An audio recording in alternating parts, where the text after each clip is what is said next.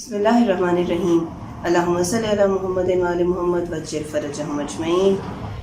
النور چینل پر میرے پیارے پیارے دوستوں کو السلام علیکم۔ جی بچوں، جس طرح کہ ہم نے ربیع الاول کے اپنے پہلے ذکر میں بات کی تھی کہ ماہ ربیع الاول بہترین سعادتوں، مغفرت، محبت اور رحمتوں کا مہینہ ہے۔ یہ وہ مہینہ ہے کہ جس کا تعلق حضرت محمد مصطفیٰ صلی اللہ علیہ وآلہ وسلم کی زندگی سے ہے۔ آئندہ آنے والی تاریخوں میں جو 17 ربیع الاول کی تاریخ ہے وہ ہمارے لیے بہت امپورٹنٹ اور بہت سگنیفیکنٹ ہے، کیونکہ یہی وہ تاریخ ہے جب ہماری روایات میں، ہماری بکس میں ہسٹورینز نے لکھا ہے، ہمارے جو ائمہ ہیں انہوں نے ہمیں بتایا کہ یہی وہ تاریخ ہے جب رسول خدا صلی اللہ علیہ وآلہ وسلم اس دنیا میں تشریف لائے۔ اور 17 ربیع الاول کی ہی تاریخ تھی جب امام جعفر صادق علیہ السلام نے بھی اس دنیا میں آنکھ کھولی۔ تو سوچا کہ اس بار ماہ ربیع الاول میں ہم ذکر کرتے ہیں اپنے پیارے نبی کا اور ان کی وہ تمام باتیں جن سے ہم کچھ نہ کچھ سیکھ سکتے ہیں، یعنی جناب رسول خدا کا صبر، جناب رسول خدا کی لوگوں سے محبت، جناب رسول خدا کی بچوں سے محبت، کس طرح جناب رسول خدا غریبوں کی مدد کرتے، یہاں تک کہ رسول صلی اللہ علیہ وآلہ وسلم جانوروں سے اور پودوں سے بھی بہت زیادہ پیار کیا کرتے تھے۔ وہ چاہتے تھے کہ دنیا میں کوئی بھی مخلوق ہو، وہ کیسی ہی کیوں نہ ہو، اس کو کوئی تکلیف نہ پہنچے، اس کو کوئی آزار نہ پہنچے، کیونکہ آپ کا تو نام ہی رحمت للعالمین ہے۔ اللہ تعالیٰ نے قرآن میں اپنے بندوں کو جو رسول خدا کا تعارف کرایا ہے، وہ سب سے پہلا تعارف کیا ہے؟ وَمَا أَرْسَلْنَاكَ إِلَّا رَحْمَةً لِلْعَالَمِينَ، کہ ہم نے آپ کی طرف رحمت للعالمین کو بھیجا ہے۔ یعنی جناب رسول خدا کی رحمت کا تعلق صرف مسلمانوں سے نہیں ہے، بلکہ جناب رسول خدا کی رحمت کا تعلق پوری دنیا کی ہر چیز سے ہے۔ آپ جانتے ہیں مدینہ میں ایک پہاڑ بھی ہے جس کا نام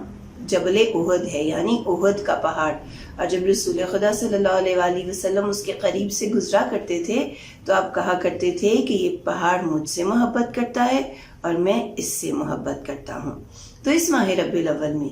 آئیے مل کر بات کرتے ہیں اس نبی کی کہ جو نبی اس پوری دنیا کے لیے رحمت ہے، ہر قوم کے لیے رحمت ہے، ہر انسان کے لیے، ہر مخلوق کے لیے جو اس کائنات میں رحمت ہے۔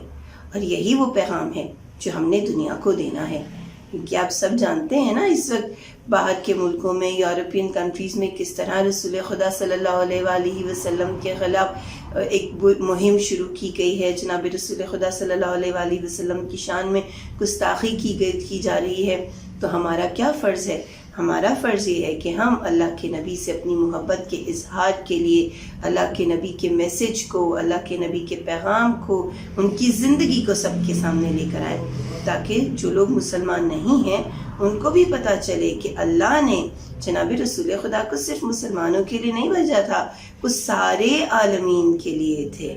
اسی لیے ہم ماہ ربیع الاول کی ان بابرکت ساعتوں میں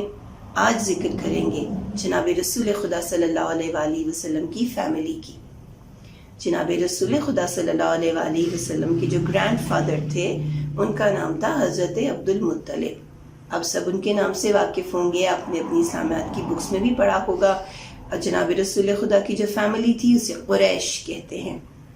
اور یہ وہ فیملی تھی جو بہت معزز تھی، جس کی بہت عزت تھی مکہ میں، یہاں تک کہ جو خانہ کعبہ کی حفاظت کرنے کی ذمہ داری تھی، خانہ کعبہ کا خیال رکھنے کی ذمہ داری تھی، وہ ذمہ داری بھی اسی فیملی کو دی گئی تھی۔ یہی لوگ خیال کیا کرتے تھے جناب رسول خدا کی جو فیملی تھی خانہ کعبہ کا، ان کے پاس ساری اتھارٹی تھی، یہاں تک کہ لوگ جو زیارت کرنے آتے تھے اللہ تعالیٰ کے گھر کی، یہی فیملی ان کا خیال بھی کرتی تھی۔ حضرت عبد المطلب علیہ السلام کے جو فرزند تھے، جو بیٹے تھے، ان میں سے ایک بیٹے جو مشہور بیٹے ہیں، ان میں سے ایک بیٹے جناب عبداللہ تھے اور ایک جناب ابو طالب تھے۔ جناب ابو طالب کس کے فادر تھے؟ جی ہاں، امیر المومنین حضرت علی ابن ابی طالب کے، اور حضرت عبداللہ جو تھے وہ جناب رسول خدا صلی اللہ علیہ وآلہ وسلم کے فادر تھے۔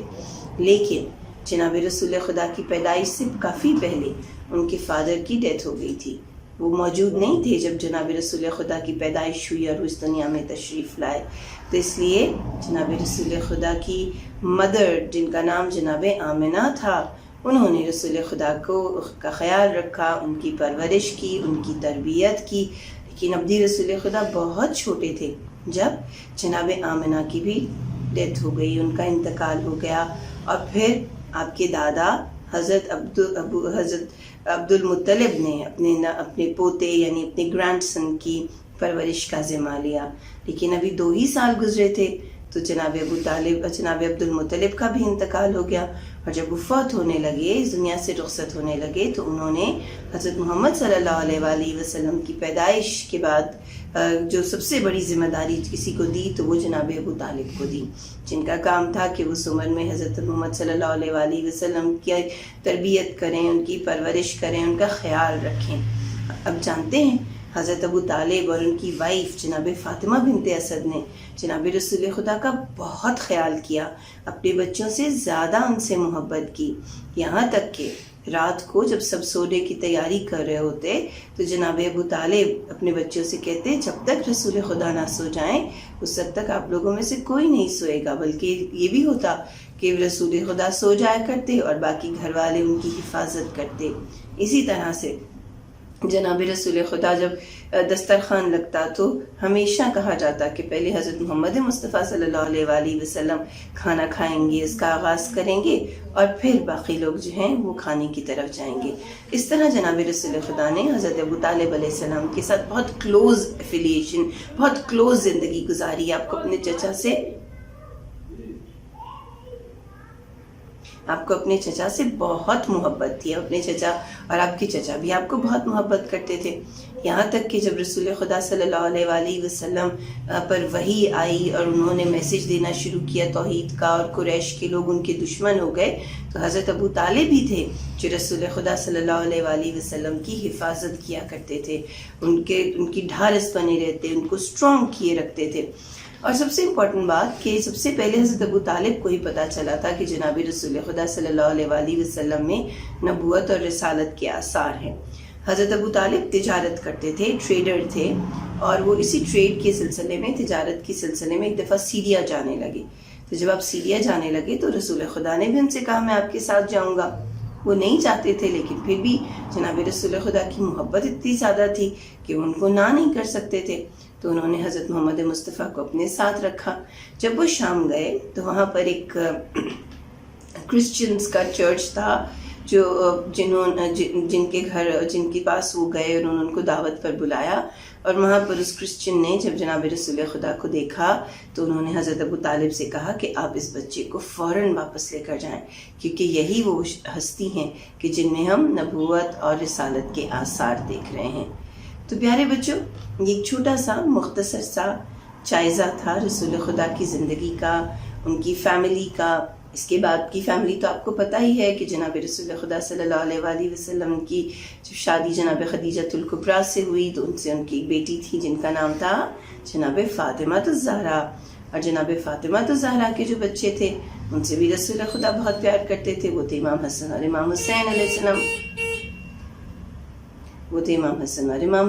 السلام۔ جناب رسول خدا صلی اللہ علیہ وآلہ وسلم کی کوئی اور اولاد نہیں تھی، صرف جناب فاطمہ الزہرا ان کی واحد اکلوتی بیٹی تھی۔ تو پیارے بچوں، انشاءاللہ ماہ ربیع الاول کی اگلی آنے والی ساعتوں میں ہم مزید ذکر کریں گے اس نبی کا کہ جس نے ہمارے لیے اتنی دنیا کی خوبصورت نعمتیں اور رحمتیں رکھی ہیں، اور جو اللہ تعالیٰ کو بھی بہت زیادہ عزیز ہیں۔ انشاءاللہ دوبارہ ملیں گے انہی ربیع الاول کی گھڑیوں میں، تب تک کے لیے اللہ حافظ۔